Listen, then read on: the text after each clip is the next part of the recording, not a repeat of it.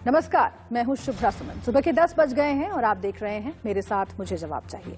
Corona के case एक बार फिर से अचानक बढ़ने लगे हैं। इसमें कोरोना के नए वेरिएंट ओमिक्रॉन के कई मामले शामिल हैं। ओमिक्रॉन के लगातार बढ़ते केसेस के बाद एक बार फिर से लोगों के मन में डर का माहौल है। कई लोगों का मानना है कि एक बार फिर से देश में लॉकडाउन लगाना पड़ सकता है। हालांकि अभी तक सरकार की ओर से ऐसी कोई भी बात नहीं कही गई है और न ही आधिकारिक तौर पर इसका कोई अंदेशा लगाया गया है। हालांकि लोगों का सवाल अभी भी है कि लॉकडाउन लगेगा या नहीं और फिर कब से लग सकता है लॉकडाउन। वहीं दूसरी ओर कोरोना के खिलाफ जंग के लिए आज से 15 से 18 साल के बच्चों का वैक्सीनेशन अभियान भी शुरू किया गया है। आज चर्चा इस बात पर कि आखिर ये नया वेरिएंट कितना खतरनाक है और इससे भविष्य में स्थितियां कितनी गंभीर हो सकती है और सबसे बड़ा सवाल ये कि क्या लॉकडाउन की तरफ हम बढ़ रहे हैं। सबसे पहले कुछ बयान आपको सुनवाते हैं। उत्तर प्रदेश के मुख्यमंत्री योगी आदित्यनाथ क्या कह रहे हैं। उनका कहना है कि ओमिक्रॉन ज्यादा खतरनाक नहीं है। सुनिए। की जो बात की जा रही है और इसमें जो आशंका व्यक्त की गई है कि ओमिक्रॉन जो एक नया वेरिएंट कोविड का आया है, यह थर्ड वेव का कारण बनेगा। ये सच है कि ओमिक्रॉन तीव्र संक्रमण है, लेकिन यह भी सच है कि सेकेंड वेव की तुलना में ओमिक्रॉन जो वेरिएंट आया है कोविड-19 का, ये काफी कमजोर है। एक सामान्य वायरल फीवर मात्र यह है, लेकिन सतर्कता और सावधानी किसी भी बीमारी में आवश्यक होती है और इस मामले में भी सतर्कता और सावधानी आवश्यक है। घबराने की आवश्यकता नहीं। देश के साथ साथ राजधानी दिल्ली में कोरोना के केस तेजी से बढ़ रहे हैं। दिल्ली के सीएम अरविंद केजरीवाल ने इस बीच कहा है कि हालात काबू में हैं, घबराने की जरूरत नहीं है। केजरीवाल ने कहा है कि दिल्ली में कोरोना के केस से निपटने के पर्याप्त इंतजाम हैं। आपके सामने डेटा लेके आया हूं ये दिखाने के लिए कि केसेस तो बढ़ रहे हैं, लेकिन चिंता की कोई बात नहीं है, पैनिक होने की कोई बात नहीं है। सबको जिम्मेदारी से काम लेना है, लेकिन पैनिक होने की कोई बात नहीं है। पहले हम देखते हैं कि कोरोना के केसेस किस तरह से बढ़ रहे हैं। 29 दिसंबर को 923 केस आए, 30 दिसंबर को 1313 केस, एकदम से छलांग लग गई। 31 दिसंबर को 1796 केस, 1 जनवरी को 2796, 1000 केस बढ़ गए एक दिन में डेली। मतलब पिछले दिन 1796 आए थे, अगले दिन 2796, और आज जो शाम को रिपोर्ट आएगी उसमें लगभग 3100 के केस आने की जरूरत है। तो डेली केसेस 2500-3000 हजार क्रॉस कर रहे हैं। तैयारी है 37,000 बेड्स की। दिल्ली में आज दिल्ली सरकार 37,000 कोरोना के ऑक्सीजन बेड्स की तैयारी करके बैठी है कि अगर जरूरत पड़ेगी तो हम 37,000 बेड्स हमारे पास तैयार हैं। और केवल 82 बेड्स इस टाइम ऑक्यूपाइड हैं, जबकि 6,000 से ज्यादा पेशेंट्स दिल्ली में कोरोना के हैं। तो इसका मतलब 0.22% बेड्स ऑक्यूपाइड हैं और 99.78% बेड्स खाली हैं। तो उत्तर प्रदेश और दिल्ली के मुख्यमंत्री क्या कह रहे हैं वो हमने आपको सुनाया, लेकिन डॉक्टर्स, एक्सपर्ट्स का क्या कहना है कोरोना के बढ़ते केसेस पर, खासतौर से ओमिक्रॉन के खतरे पर क्या कहना है डॉक्टर्स का। सुनिए। 22,000 एक्टिव केसेस कोरोना के आ चुके हैं, साथ में 28,000 केसेस जो हैं वो हर दिन कोरोना के आ रहे हैं। 924 मृत्यु हो गई है 24 घंटों में। इसलिए हमें घर से बाहर निकलना बंद करना पड़ेगा। जब तक बहुत ज़रूरी हो तब तक बाहर नहीं निकलना है। ये इस बार अच्छी बात क्या है कि जो पेशेंट्स हैं उनको ज़्यादा दिक्कतें नहीं आ रही हैं। 24 घंटों में लगभग 10,000 मरीज हॉस्पिटल से डिस्चार्ज हो गए हैं। गलत धारणा है कि ओमिक्रॉन तो माइल्ड वैरायटी है। देखिए, हो सकता है कुछ कंपैरेटिवली डेल्टा से माइल्ड सिम्टम्स कर रहा हो, लेकिन माइल्ड डिजीज नहीं है क्योंकि वो फैलता बहुत जल्दी है। और जो चीज जल्दी फैलेगी, जब डिनोमिनेटर बढ़ेगा तो न्यूमरेटर भी बढ़ेगा। जब तादाद बढ़ जाएगी नंबर की तो उनमें से कुछ ना कोई अनफॉर्चुनेटली सिक भी ज्यादा होगा, क्योंकि ये इम्यूनो कॉम्प्रोमाइज को या जिनकी इम्यूनिटी कम है या फिर जिनको कोमॉर्बिड कंडीशन है, हार्ट पेशेंट, किडनी पेशेंट या एक्सट्रीम्स ऑफ एजेस, उनको भी तो इन्वॉल्व करेगा और खुदा ना खास्ता उनको इन्वॉल्व करेगा तो सीरियस भी हो सकते हैं। तो ओमिक्रॉन के खतरे को लेकर हम चर्चा करेंगे और समझने की कोशिश करेंगे कि क्या फिर से एक बार देश लॉकडाउन की तरफ बढ़ रहा है, क्या लॉकडाउन जैसे कड़े कदम की जरूरत है। कुछ खास मेहमान हमारे साथ जुड़ेंगे, लेकिन उससे पहले हमारे संवाददाता मुंबई से जुड़ गए हैं। अभिषेक शर्मा हमारे साथ जुड़े हुए हैं। अभिषेक, मुंबई में आप मौजूद हैं और पूरे महाराष्ट्र की स्थिति पर लगातार नजर बनाए हुए हैं। सबसे ज्यादा चिंता अगर किन्हीं प्रदेशों को लेकर है तो वो महाराष्ट्र और दिल्ली है। ऐसे में जो अभी तक महाराष्ट्र सरकार की ओर से कदम उठाए गए हैं, जिस तरीके के इंतजाम किए गए हैं, क्या उनसे कुछ राहत मिली है या फिर ऐसा लगता है कि जिस तादाद में ओमिक्रॉन के केसेस बढ़ रहे हैं आगे चल के लॉकडाउन की जरूरत महसूस हो सकती है?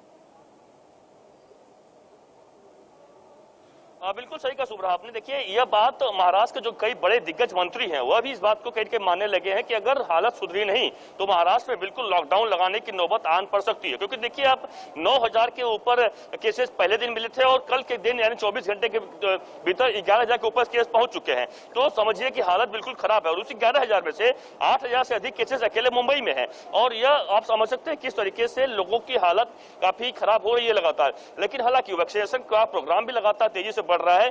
13 करोड़ से अधिक पूरे महाराष्ट्र में वैक्सीन लगा दिया चुका है। 5.5 करोड़ के आसपास डबल डोज लगाया चुका है और आपको पता ही है कि आज से 15 साल से लेकर 18 साल के बच्चों के लिए वैक्सीनेशन शुरू हो चुका है। लेकिन जहां तक हम पहले बात करें उपायों की, तो बिल्कुल उपाय बहुत सारे किए गए हैं और उन उपायों को लेकर तमाम ऐसे बड़ी बड़ी सावधानियां बताने की बात की जा रही है ताकि कहीं गड़बड़ी ना हो। इस वक्त आपको मैं दिखाया जा रहा हूं तस्वीरें मुंबई के उस वैक्सीन सेंटर में मौजूद है जो बहुत बड़ा वैक्सीन सेंटर है, दहिसर वैक्सीन सेंटर, जहां पर आज 15 साल से लेकर 18 साल के बच्चों के लिए वैक्सीनेशन शुरू हो चुका है। आप देखिए कि यहाँ पर लंबी लंबी लाइन लग चुकी है। पहले दिन आज बच्चों का बहुत अच्छा प्रतिसाद मिल रहा है और एक समझिए कि जिस तरीके से उन लोगों के लिए एक बड़ी मैसेज देने का काम कर रहे हैं बच्चे कि यहाँ पर जो तमाम ऐसे बड़े लोग हैं जो वैक्सीन लेने से डरते हैं, लेकिन ये बच्चे आकर वैक्सीन ले रहे हैं। हम सीधे यहाँ की जो देख रेख करती है इनसे जानते हैं। मैडम से मैम क्या कहेंगी, किस तरह तैयारियां आप लोगों ने की है, कितना डोज देने का प्लानिंग है आप लोगों का? आज हम करीब 650 से 750 बच्चों को वैक्सीनेट करने का टारगेट है। हमको तो लग रहा है इससे ज्यादा ही होने वाला है जिस ढंग का रिस्पांस मिल रहा है और अभी सुबह से ही हम 100 लोगों को ऑलरेडी वैक्सीनेट कर चुके हैं बच्चों को। तो बच्चे काफी एंथुजियाज्म से आ रहे हैं और बिल्कुल डर नहीं रहे हैं और फिलहाल में अब तक हमको कोई प्रॉब्लम भी नहीं हो रही। बिल्कुल, तो यानी तैयारियां देख रहा हूँ कि पूरी किया चुकी है। यहाँ पे बेड लगाया गया, कहीं कोई तकलीफ हो तो उस हिसाब से व्यवस्था। जी, पूरा व्यवस्था ख्याल रखेंगे और ज्यादा हम पेरेंट्स को अलाउ नहीं कर रहे अंदर ताकि क्राउड ना हो। उनके पेरेंट्स बाहर रुके हैं उनके लिए, अब बाकी और कोई। बिल्कुल सीधे अब बच्चों से जान लेते हैं। अब देखिए यहाँ वैक्सीन लगाने का काम यहाँ पे चल रहा है, बाकायदा यहाँ पे डॉक्टर्स की टीम है, बच्चे हैं। देखिए भीड़ यहाँ पर लंबी लंबी कतारें लगा चुकी है, चेयर पे लोगों को बैठा दिया चुका है ताकि लोग आए और वैक्सीन लगवाएं। और इन लोगों की देखिए उम्र है 15 साल से 18 साल और यह अपने आप में एक अद्भुत दिन है आज कह सकते हैं, जो देश के प्रधानमंत्री नरेंद्र मोदी ने लोगों को आज से एक कहा है। देखिए वैक्सीन लगाया जा रहा है, यह 15 साल से 18 साल के बच्चे हैं। देखिए वैक्सीन लगा। जी अभिषेक, आप तस्वीरें दिखाते रहिएगा। अभिषेक, आप तस्वीरें दिखाते रहिए, बहुत महत्वपूर्ण है क्योंकि 15 से 18 साल के उम्र के जो बच्चे हैं उन्हें वैक्सीन लगाना आज से शुरू हो गया है। तस्वीरें अभिषेक लगातार मुंबई से दिखा रहे हैं और बता भी रहे हैं कि बच्चे बड़ी संख्या में बढ़ चढ़कर वैक्सीनेशन सेंटर्स पर आ रहे हैं। राहुल गौतम हमारे साथ जुड़े हुए हैं दिल्ली से, मैं सीधे उनका भी रुख कर लेती हूँ। राहुल, दिल्ली में भी लगातार केसेस बढ़ रहे हैं, मुख्यमंत्री अरविंद केजरीवाल ये कह रहे हैं, भरोसा दिला रहे हैं कि पहले से ज्यादा तैयारियां हैं अस्पतालों में। क्या वाकई वो तैयारियां दिख रही हैं? क्योंकि दिल्ली के लोगों ने एक बार वो स्थिति देखी है जिसे फिर से एक बार वो दोहराना नहीं चाहेंगे। ऐसे में क्या जमीनी स्तर पर तैयारियां हैं या फिर अगर स्थिति खराब हुई तो और कड़े कदम उठाने पड़ सकते हैं सरकार को?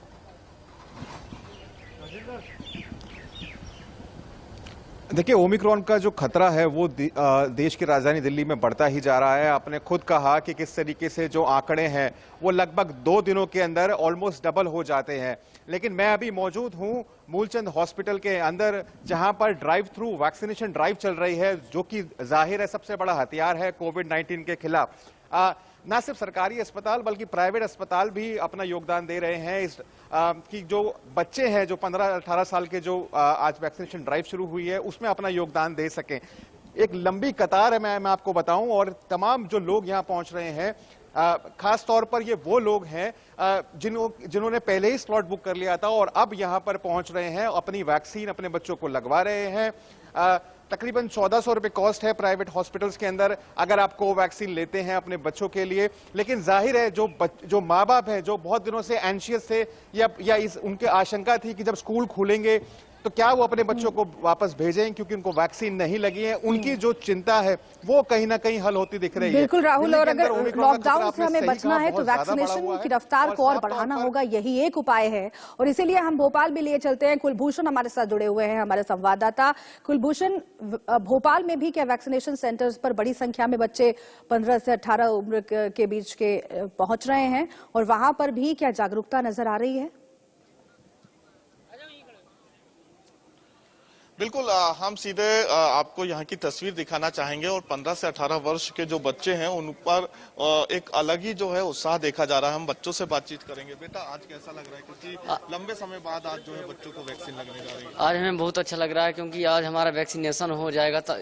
अगर हमारा वैक्सीनेशन हो जाएगा तो हम पेपर आराम से दे पाएंगे, हमें कोई दिक्कत नहीं होगी। और जैसे हम लोग अपने घर से बहुत दूर हैं तो यहाँ हम हॉस्टल में रहते हैं तो हमारे सुरक्षित हो जाएंगे। पेरेंट्स ने क्या कहा है? हमारे पेरेंट्स बहुत ही खुश हैं क्योंकि उन्हें जब हम लोग बहुत ही दूर थे तो उन्हें हमारी चिंता होती थी कि ये सुरक्षित हैं या नहीं है। लेकिन अब जब वैक्सीनेशन हो रहा है तो घर वालों को जब पता चला तो वो बहुत ही खुश हैं ताकि ये सुरक्षित हुए हैं हम लोग। इसलिए अभी तक क्लासेस जो है ऑनलाइन ऑफलाइन लगती थी, लेकिन अब जो है ऑफलाइन क्लासेस वैक्सीनेशन के बाद लगना लगेंगी, तो कैसा आपको एक महसूस हो रहा है? क्या अभी भी आपको डर है वैक्सीन लगने के? नहीं, अभी वैक्सीन लगने से पहले बहुत ज्यादा आप लोग नजर बना के रखिए। कुलभूषण, आपका बहुत शुक्रिया इस पूरी जानकारी के लिए। अभिषेक का भी बहुत शुक्रिया, और राहुल भी हमारे साथ जुड़े हुए थे, आपका भी बहुत शुक्रिया राहुल। आइए हम अपने मेहमानों का रुख कर लेते हैं। कुछ खास मेहमान हमारे साथ जुड़े हुए हैं। हरिहर रघुवंशी, प्रवक्ता बीजेपी, हमारे साथ जुड़ गए हैं। अजय उपाध्याय जी हमारे साथ जुड़े हुए हैं कांग्रेस पार्टी की ओर से, और डॉक्टर श्रुति मलिक हमारे साथ जुड़ गई हैं, डायरेक्टर रेडिक्स हेल्थ केयर। आप सभी का बहुत बहुत स्वागत है। लेकिन शुरुआत में हरिहर जी आपके साथ करना चाहती हूँ, क्योंकि तमाम अलग अलग स्टेट से जो रिपोर्ट आ रही है वो हम दर्शकों तक पहुंचा रहे हैं। वहां पर ओमिक्रॉन की क्या स्थिति है वो बता रहे हैं। उत्तर प्रदेश को लेकर के भी चिंता बड़ी है, और मुख्यमंत्री योगी आदित्यनाथ का बयान भी हमने सुनवाया है। उन्होंने ये कहा है कि खतरा उतना बड़ा नहीं है, उतना खतरनाक ये ओमिक्रॉन नहीं है। क्या ये इस बात का संकेत है कि आगे आने वाले वक्त में लॉकडाउन की तरफ सरकार नहीं सोच रही है, या फिर सवाल आपसे यही पूछा जा रहा है कि जो अस्पतालों में सुविधाएं होनी चाहिए और जो स्थिति हमने सेकेंड वेव में देखी थी वो फिर से एक बार ना पैदा हो जाए, इसके लिए क्या पर्याप्त इंतजाम इस बार किए गए हैं उन हालातों में जब ओमिक्रॉन के मामले लगातार बढ़ते जा रहे हैं? दोनों सवालों का जवाब। शुभ्रा जी, आदरणीय प्रधानमंत्री नरेंद्र मोदी जी ने 25 तारीख को देश को संबोधित किया था और बहुत सारी चीजों को स्पष्ट कर दिया था। कोरोना में 11 बार प्रधानमंत्री देश के सामने आ चुके हैं और अलग अलग समय में अलग अलग बातों का पूरे देश को आश्वासन दे चुके हैं, भरोसा दे चुके हैं। और जैसा कि आप देख रहे हैं, जब लॉकडाउन लगा था तब जो स्थिति थी, आज वो स्थिति नहीं है देश के पास। देश के पास आज एक सुरक्षा कवच है वैक्सीनेशन का। आप देखिए, 16 जनवरी से शुरू हुआ था वैक्सीनेशन, एक साल भी पूरा नहीं हुआ है और 90% लोग आज वैक्सीनेटेड हैं इस देश के लोग। ये बहुत बड़ी बात है। और हेल्थ सेक्टर में आप देखिए, सरकार ने 23,000 करोड़ का पैकेज दिया है, जो ऑक्सीजन के लिए जो पहले व्यवस्था नहीं थी, जो मारामारी थी, जो अफरा तफरी थी, वैसी व्यवस्था आज नहीं है। पूरा इंफ्रास्ट्रक्चर डेवलप करने के लिए सरकार ने बजट रखा है और पूरी तैयारी की है। दूसरी बात, आज इस देश में किशोरों के लिए जो वैक्सीनेशन शुरू हुआ है, आप खुद दिखा रहे हैं कितना उत्साह है इस देश के किशोरों में।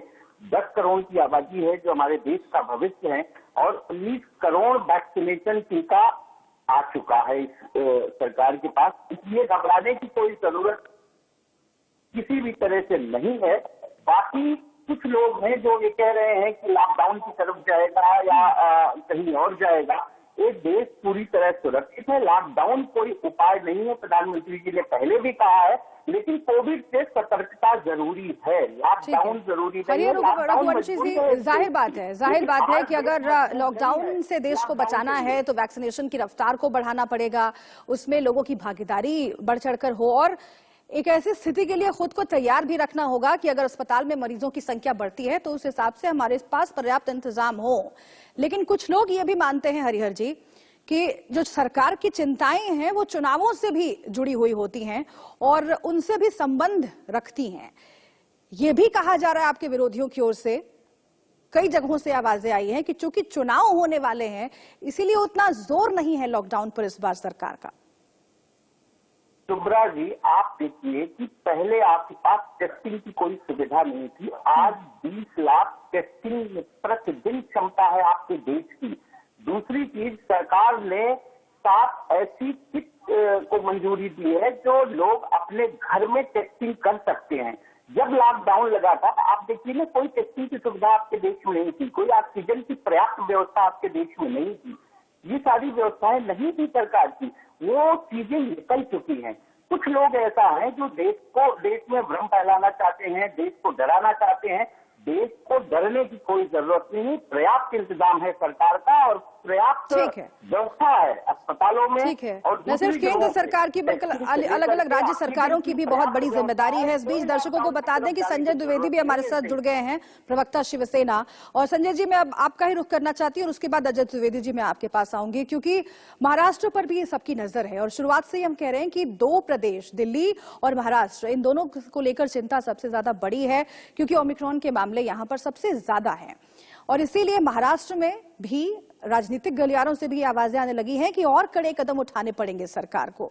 आप लोगों का क्या प्लान है और क्या आगे की रणनीति रहेगी? संजय द्विवेदी। देखिए सुब्रा जी, एक चीज स्पष्ट बता दें कि महाराष्ट्र सरकार हर चीज का तैयार है, चाहे ऑक्सीजन की कमी रही हो चाहे कुछ भी कमी, लेकिन महाराष्ट्र सरकार द्वारा ऑक्सीजन की कमी नहीं की गई। आज भी अगर कोई ऐसा वेरिएंट आ रहा है या कुछ कोरोना महामारी की आशंकाएं दोबारा जाहिर हो रही हैं तो निश्चित महाराष्ट्र सरकार जो है इसके पूर्ण प्रतिबंध करेगी, पूर्णतया सख्ती से लागू करके इस जो महामारी है इसको फैलने नहीं देगी, ये निश्चित जान लीजिए आप लोग। दूसरी बात मैं कहता हूं, जब हमारे देश में जब चुनाव आते हैं, 5 राज्यों में चुनाव है, तो वेरिएंट फिर सक्रिय हो गया है। ये वेरिएंट जो है चुनाव के समय सक्रिय क्यों होता है, ये बात समझ में नहीं आ रही है। तो इसमें भी सरकार को देखना चाहिए कि ये इस तरह की जो चीजें आ रही हैं देश में वो ना होने पाए दोबारा। ठीक है, अजय उपाध्याय जी, आप इस पर टिप्पणी करना चाहेंगे? क्योंकि हमने अरविंद केजरीवाल का बयान सुनवाया, हमने योगी आदित्यनाथ का भी बयान सुनवाया और दोनों की तरफ से योगी आदित्यनाथ जी ने ये कहा है कि उतना खतरनाक नहीं है, अरविंद केजरीवाल कह रहे हैं कि अस्पतालों में जो एडमिशन है वो उतना नहीं है, इसलिए घबराने की जरूरत नहीं है और पहले से हम ज्यादा तैयार हैं। क्या आपको लगता है कि वाकई पर्याप्त इंतजाम है और क्या आपको लगता है कि वैसी स्थिति अभी नहीं आई है कि लॉकडाउन के विषय में बात किया जाए या उस दिशा में बढ़ा जाए? सुब्रा जी, डॉक्टर जोगी और डॉक्टर केजरीवाल ये दोनों जो है जिस तरह से बयान दे रहे हैं, निश्चित तौर पे कहीं ना कहीं अपने कमियों को छुपाने का प्रयास है। और जिस तरह लापरवाही ये लोग खुद बरत रहे हैं विज्ञापन की सरकार चला करके, सबको पता है कि देश के लोगों के साथ इससे पहले किस तरह जब दूसरी लहर थी तो क्या हुआ और किस तरह दिल्ली में भी ऑक्सीजन से कमी से लोग किस तरह मौत के शिकार हुए और उत्तर प्रदेश में तो जग जाहिर है किस तरह मां गंगे की गोद में लाशें तैरती रही। संसदीय समिति का एक रिपोर्ट में स्वास्थ्य मंत्रालय के संसदीय समिति का रिपोर्ट बताना चाहता हूं, 3 दिसंबर 2021 को आया है, आज संजोग से 3 जनवरी है, 30 दिन होने को है। सरकार को कहा गया कि जिस तरह दूसरी लहर में अपर्याप्त व्यवस्था थी जिसके कारण देश जो है उस कगार पर पहुंचा, मौत का एक तांडव चला पूरे देश में, कम से कम सरकार को संभलना चाहिए और अभी भी ये बताना चाहिए देशवासियों को कि कितने ऑक्सीजन की क्या व्यवस्था हुई है, बेड की क्या व्यवस्था हुई है, स्वास्थ्य सुरक्षा कितनी बड़ी है लोगों की, ग्रामीण क्षेत्रों में विशेष करके टेस्टिंग की क्या व्यवस्था है, टेस्टिंग की अपर्याप्त व्यवस्था है। वैक्सीनेशन को लेकर के बात हुई है कि क्या वैक्सीन जो प्रोटेक्शन की बात थी क्या तेजी उसमें लाई गई? अभी हलफनामा सरकार ने दिया था कि 2021 दिसंबर तक सबको पूर्ण वैक्सीनेशन हो जाएगी। सरकार ने सुप्रीम कोर्ट में कहा था सुब्रा जी, क्या हुआ? आज कितने प्रतिशत वैक्सीनेशन फुल्ली हुई है? अभी भी लगभग दोनों जो डोज को जोड़ दीजिए, 18 वर्ष के बच्चों का डोज जोड़ दीजिए और बूस्टर डोज की यदि बात कर ले तो 95 करोड़ लोगों को अभी वैक्सीन की जरूरत है। ये सरकार सिर्फ चुनाव में व्यस्त है, जनता के स्वास्थ्य का कोई इस पर मैं जवाब दूंगी हरिहर जी से भी, अभी भी कोई ग्रामीण लेकिन उससे पहले नहीं बढ़ाया है। लॉकडाउन की बात आप कर रही है, सरकार को इस पर चिंता जरूर है। सरकार को सोचना पड़ेगा, सभी सरकारों से एक बार बात करे। स्वास्थ्य मंत्रालय की एक प्रक्रिया होती है, उसको भी बैठा है। बिल्कुल पूरी प्रक्रिया के साथ आगे बढ़ना चाहिए। आपने जो कुछ सवाल उठाए हैं सरकारों को लेकर के, उस पर मैं आऊंगी और जवाब भी लूंगी, लेकिन डॉक्टर श्रुति हमारे साथ जुड़ी हुई हैं। डॉक्टर श्रुति, एक अलग अलग पार्टियों की सरकारों की ओर से भी हम देख रहे हैं कि एक आम सहमति बन रही है कि उतना खतरनाक ओमिक्रॉन नहीं है। क्या आप भी इस बात से इत्तेफाक रखती हैं, या फिर हमें अभी हर तरह की परिस्थिति के लिए तैयार रहना होगा और उसी तरीके से इंतजाम करने होंगे?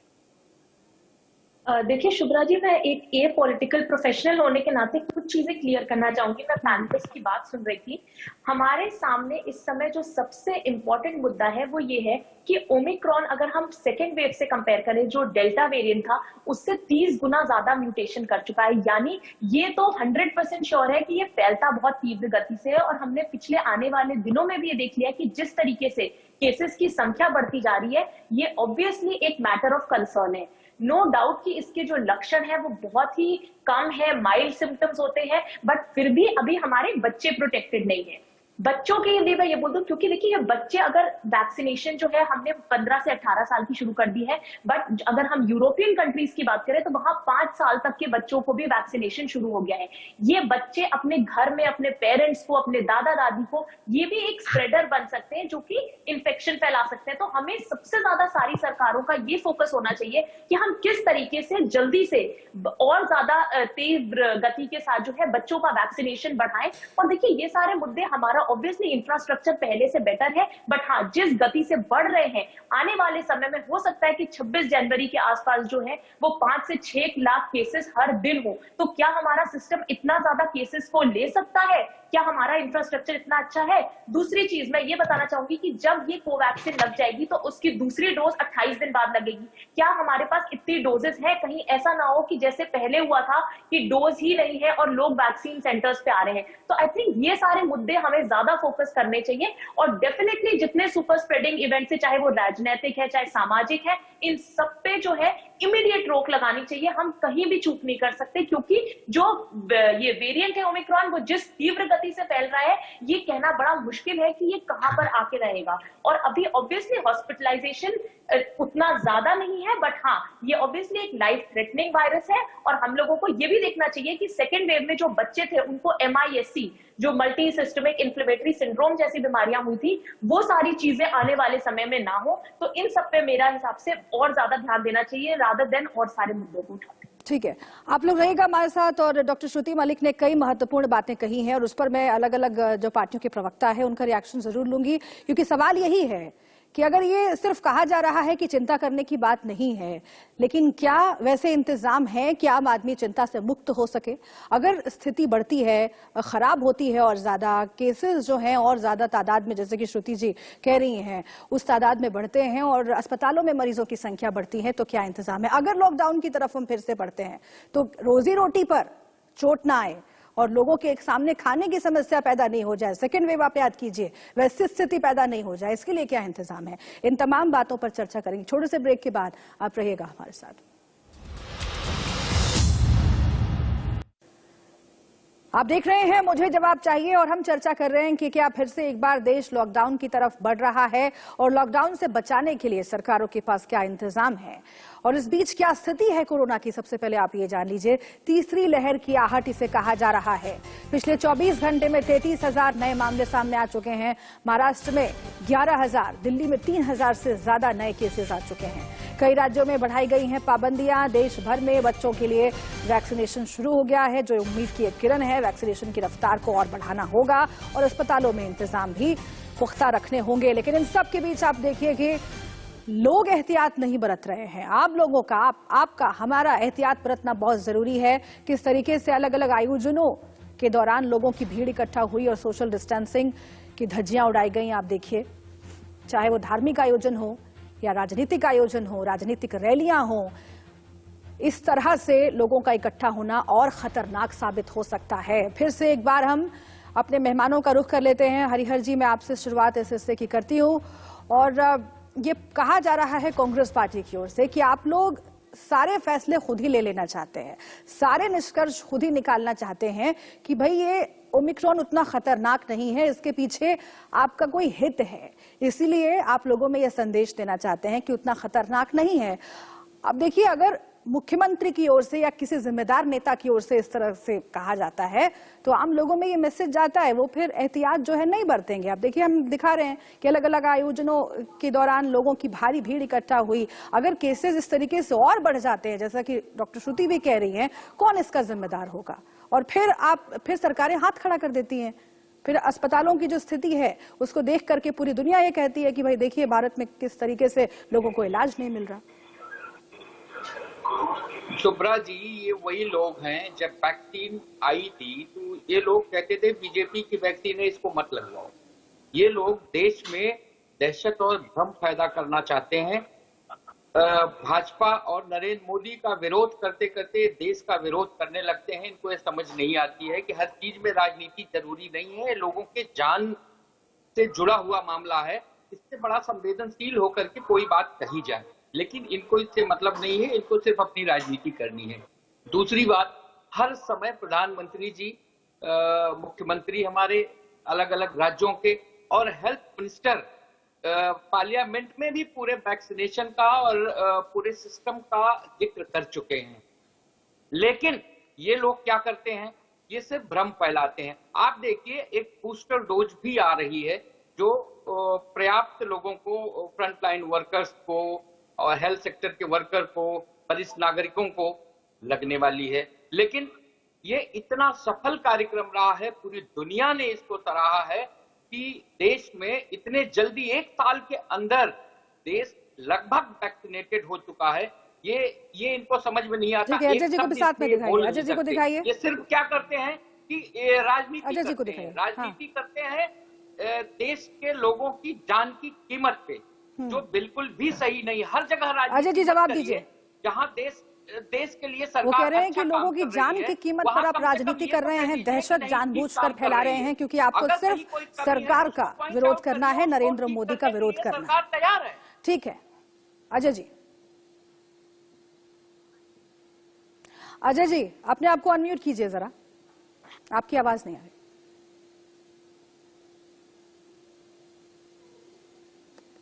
अजय जी, आपकी आवाज नहीं आ रही, अपने आप को अनम्यूट कीजिए। चलिए, उन तक आवाज जा ही नहीं रही है हमारी। अब कोशिश करते हैं फिर से एक बार कनेक्ट करने की, लेकिन इस बीच शिवसेना के प्रवक्ता भी हमारे साथ जुड़े हुए हैं। संजय द्विवेदी जी, आप बताइए कि जो बात कहा जा रहा है, जो बात कही जा रही है हरिहर जी की ओर से, क्या आप उससे सहमत हैं या फिर हमें हर तरह की परिस्थिति से तैयार रहना ही होगा? क्योंकि एक बार हम धोखा खा चुके हैं। क्या तीसरी वेव की आहट, अगर इसे कहा जा रहा है, अगर तीसरी वेव इससे कहा जा रहा है और उसकी आहट मिल रही है, केसेस और तेजी से बढ़ते हैं, तो क्या सरकारों की ओर से ये कह देना कि नहीं सब कुछ ठीक है, उतना खतरनाक नहीं है, क्या ये जायज है? मेरी बात सुन लीजिए। मेरी आवाज आ रही है कि नहीं आ रही आपको? बोलिए। आवाज आ रही मेरी? आवाज आ रही मेरी? हेलो, बोलिए। हाँ, मैं आवाज आ रही ना? मैं हरिहर जी के बाद जवाब दे दूं। कितने संवेदनशील हमारे माननीय प्रधानमंत्री जी हैं, स्वास्थ्य मंत्री जी हैं और बाकी केंद्रीय मंत्री कितने संवेदनशील हैं, इसका उदाहरण तो आपको मिल जाएगा सेकेंड वेव से। जब सेकेंड वेव आई थी तो पश्चिम बंगाल में चुनाव चल रहे थे। पूरे मुख्यमंत्री इनके जो थे, पूरे केंद्रीय मंत्री, इनके पूरे सांसद, अब सुन लीजिए, मैं आपकी बात का जवाब दे रहा हूँ ना। जो आप कह रहे हैं दूसरी पार्टियां जो है संवेदनशील हैं, पूरे जो गैर भाजपाई मुख्यमंत्री थे वो अपने उसमें लगे हुए थे कि कोरोना इस महामारी को हम कैसे बचाएं, ऑक्सीजन का इंतजाम हम कैसे करें, चाहे दिल्ली हो चाहे महाराष्ट्र हो, हर आदमी इसमें लगा हुआ था कि हम ऑक्सीजन इंतजाम कहाँ करें। लेकिन इनके स्वास्थ्य मंत्री, प्रधानमंत्री जी, माननीय गृह मंत्री जी, सभी चुनाव जीतने के लिए प्रचार प्रसार में लगे हुए थे। तो ये क्या सही चीज है क्या? का पालन नहीं करते, आखिर क्या वजह है कि? अरे बात सुन लीजिए पूरी, पहले बात होने दीजिए हरिहर जी। इसको क्यों नहीं बता रहे? सुन लीजिए, जो आप कह रहे हैं कि सब उसकी राजनीति करते हैं, अरे मरने की राजनीति तो आप करते हैं। सुशांत सिंह राजपूत क्या भूल गए क्या महाराष्ट्र में? सुशांत सिंह राजपूत का क्या भूल गए क्या? बात का आप जवाब आप उसमें 3 महीने पूरी मीडिया में नतीजा क्या निकला? उसी तरह आप कोरोना महामारी को बना रहे हैं। आज चुनाव फिर आ गए, आपके प्रधानमंत्री फिर भी जी है, गृह मंत्री जी फिर भी जी है, स्वास्थ्य मंत्री फिर भी जी है। देश जानना चाहता है कि आखिर महाराष्ट्र नंबर 1 क्यों रहता है? आपकी व्यवस्थाएं महाराष्ट्र नंबर 1 रहता है, महाराष्ट्र ऑपरेशन हथियार जाता है। ठीक है, एक दूसरे पर आरोप प्रत्यारोप करने से कुछ नहीं होगा, क्योंकि हर हर राज्य सरकार का ये कर्तव्य है कि वो इंतजाम रखे और सियासत से परे रहे। कम से कम इस मामले में सियासत नहीं करे, क्योंकि एक बार इस देश की जनता धोखा खा चुकी है, दूसरी बार आप लोगों को देख रही है देश की जनता की क्या सिर्फ बहसबाजी हो रही है या जमीन पर काम भी हो रहा है। मैं लौट रही हूँ आपके पास, एक सेकंड, जब आपकी बारी आएगी तब बोलिएगा। अजय जी, आरोप लगाया जा रहा है बीजेपी की ओर से कि आप लोग राजनीति कर रहे हैं लोगों की जान के ऊपर भी। देखिए सुब्रत जी, ये सरेआम झूठ बोलने का इन लोगों को ट्रेनिंग है और ये लोग ट्रेनिंग लेकर के आते हैं भाजपा कार्यालय से और यहाँ जो मन करता है बोलते हैं। कांग्रेस पार्टी सदैव इस मुद्दे पर संवेदनशील रही। पहला लहर आया तो भी राहुल जी ने हमारे नेता जब वैक्सीन आई थी तो राहुल गांधी ने क्या कहा था? राहुल गांधी ने क्या कहा था जब वैक्सीन आई इलेक्शन को टालिए या कोई मॉडल ऐसा अपनाइए जिससे कि भीड़ भाड़ नहीं हो। लगातार ये लोग करते रहे। आज भी पूरी देश में लोग ये बात कर रहे हैं और इनके मुख्यमंत्री डॉक्टर जोगी जी क्या कह रहे हैं कि ये तो बहुत आसान है, बहुत क्योंकि इनको चुनाव प्रचार करना है, इनको सियासत करनी है लोगों के लाश पे और ये करते रहे हैं। सुब्रत जी, सबने देखा है, लाशों पे ही ये राजनीति करते हैं। कम से कम छोड़ दीजिए, देश के लोगों के जान से बड़ा कुछ नहीं है। राजनीति अपनी जगह पे है, स्वास्थ्य सुरक्षा सरकार का दायित्व है। कोई भी सरकार हो, चाहे राज्य की सरकार हो या केंद्र की सरकार हो, क्या इस पर कोई गंभीर मुद्दों पर बात हुई? क्या केंद्र सरकार ने और राज्य सरकारों ने कोई कोऑर्डिनेशन बनाया? क्या संसदीय समिति की जो आशंकाएं हैं उसके लिए कोई बातचीत हुई? क्यों नहीं आक्रामक तौर पे टीकाकरण की बात की जा रही है? क्यों नहीं स्वास्थ्य सुरक्षा बढ़ाने की बात की जा रही है? इतना संक्रामक है अभी डॉक्टर श्रुति भी बोल रही है, इस रोग को क्यों नहीं रोकने के लिए कम से कम संक्रमण कम हो, इसके लिए प्रयास होना चाहिए। सभी को बैठाइए, हम सबसे आगे हैं, कांग्रेस पार्टी सबसे आगे आकर के सहयोग करेगी यदि इन मुद्दों पर कोई बात होगी, लेकिन सरकार को ये नहीं करना है।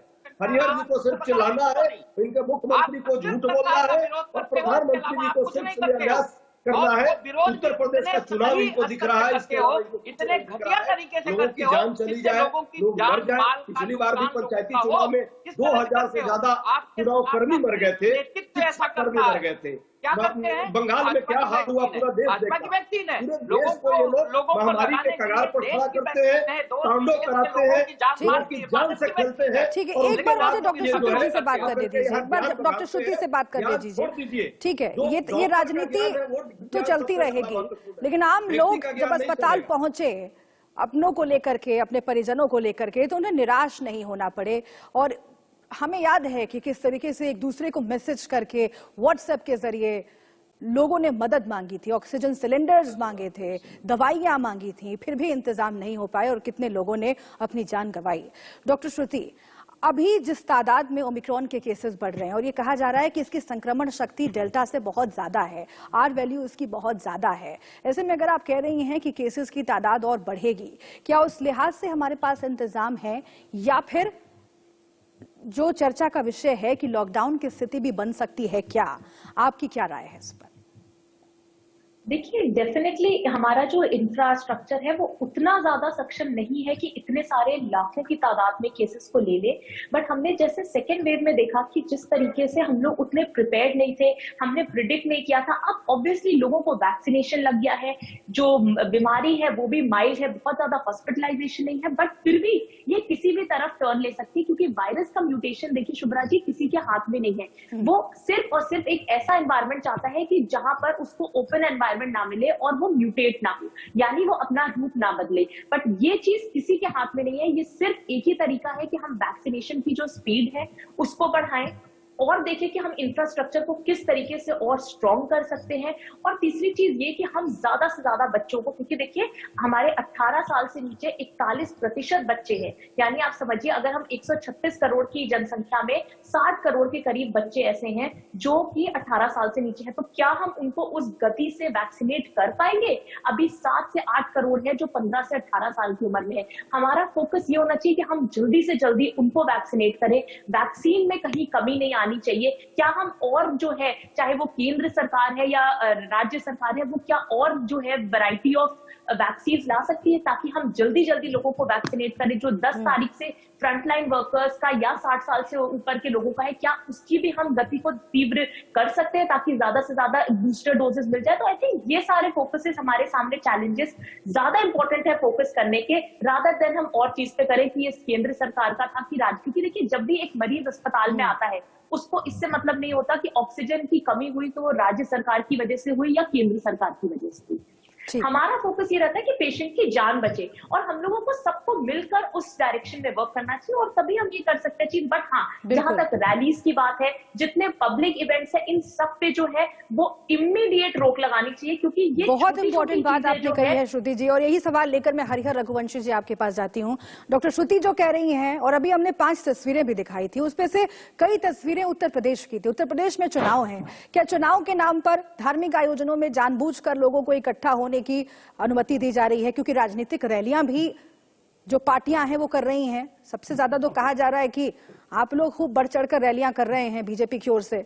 तो आखिर लॉकडाउन की तरफ हम ना बढ़ें, लोगों की जान बच जाए, दूसरी वेव जैसी स्थिति ना बने, इसके लिए क्या सीखा हमने? क्योंकि इस बार भी तो वैसे ही बिना एहतियात के, बिना सावधानियां के लोग जो है इकट्ठा हो रहे हैं। अगर स्थिति खराब होती है तो कौन जिम्मेदार होगा सर? शुभ्रा जी, हम लोग जो भी कार्यक्रम करते हैं प्रॉपर जागरूकता अभियान के साथ करते हैं। पहले लोगों को मैसेज किया जाता है कि डिस्टेंस में रहें, मास्क लगाएं, प्रॉपर सावधानी बरतें, उसके बाद कहीं जाएं। इसके लिए सरकार और पार्टी के स्तर पे पूरा अभियान चलाया जाता है और चल रहा है। झूठ बोलना बंद ये जरूरी है कि एहतियात देख रहे हैं कि कितनी जागरूकता फैला रहे हैं। रात्रि में लॉकडाउन और दिन भर ये सब लोग लोगों का भीड़ और जलसा होगा, फैल रहा है, निकलेगा। लेकिन आज अवेयरनेस भी पहले से बहुत ज्यादा है। पहले आप देखिए झूठ बोलने से पहले सोचिए, चैनल घर घर जाना पड़ता था। आज देखिए आज एक वैलिड पॉइंट है कि वैक्सीनेशन हुआ है, बहुत सारी बड़ी तादाद में बड़ी आबादी इस देश में वैक्सीनेटेड है, लेकिन उसके बावजूद क्या आगे और कड़े कदमों की जरूरत पड़ सकती है? संजय द्विवेदी जी, महाराष्ट्र में भी बहुत तेजी से मामले बढ़ रहे हैं और चिंता महाराष्ट्र को लेकर बड़ी है। क्या आप लोग भी आगे और ज्यादा कड़े कदम लॉकडाउन की दिशा में बढ़ने की तरफ देख रहे हैं, या फिर स्थितियां कंट्रोल करने के इंतजाम है सरकार के पास? अब तक सेकेंड वेव से लेकर अब तक इतना काम हुआ है क्या? क्योंकि हमारी जो ग्राउंड रिपोर्ट है, जो हम लगातार अलग अलग स्टेट से दिखा रहे हैं, अस्पतालों में तो सर वैसे ही स्थिति है। नहीं, मैं थोड़ा सा एक बात आपसे कहना चाहूंगा। देखिए आप लोगों में धन्यवाद देता हूं इंडिया न्यूज को कि इन्होंने सेकेंड वेव आने से पहले भी सबको चर्चा में लाए थे और सबको जो है बताया था कि साहब सेकेंड वेव आ सकती है। लेकिन हमारी केंद्र सरकार के आंखों में पट्टी बांधी रही। आज मैं बता रहा हूं कि आप उत्तर प्रदेश में देखिए, सबसे ज्यादा रैलियां हो रही हैं और रैली के नाम पे कितनी भीड़ इकट्ठी कर रही है। जो अभी हरिहर जी बात कह रहे थे, सब हम सबको कह रहे हैं सब मास्क लगाएं और सब गाइडलाइन का पालन करें, लेकिन रैलियों में आप खुद अपनी फोटो देख बता दीजिए कि कितना गाइडलाइन का पालन हो रहा है। जहां तक आपने महाराष्ट्र की बात की है, सेकेंड वेव में महाराष्ट्र में बीजेपी आई थी, ऑक्सीजन की कमी नहीं होने दी थी, उसी तरह जहाँ तीसरी लहर भी आए। अरे आप चुप रहिए ना, आपके पास झूठ के अलावा कुछ है नहीं। पूरे देश को झूठ बना रहे हैं। वक्त हमारे पास इतना ही था, वक्त इतना ही था, लेकिन उम्मीद करते हैं कि पहले जैसी स्थिति फिर से एक बार ना बने। लॉकडाउन की स्थिति भी अगर बनती है तो भी एक बड़ा तबका इस देश में जो कि बहुत ज्यादा परेशानियां झेल चुका है और आगे भी झेलेगा अगर लॉकडाउन होता है और रोजी रोटी की समस्या बनाती है। इसीलिए सरकारों की ओर से वैक्सीनेशन की गति को और बढ़ाया जाए, अस्पतालों में ऐसे इंतजाम रखे जाए ताकि लॉकडाउन की नौबत आए और अगर केसेस और बढ़ते हैं तो लोगों को इलाज मिल सके। बहुत शुक्रिया आप सभी का हमसे बातचीत करने के लिए और इस पूरी चर्चा में शामिल होने के लिए। आगे भी ओमिक्रॉन को लेकर जो भी बड़ी खबर होगी, जो स्थिति है कोरोना की देश के अलग अलग राज्यों में, वो हम आप तक पहुंचाते रहेंगे। एक छोटे से ब्रेक के लिए रुक रहे हैं। तमाम अहम खबरों के लिए देखते रहिए इंडिया न्यूज।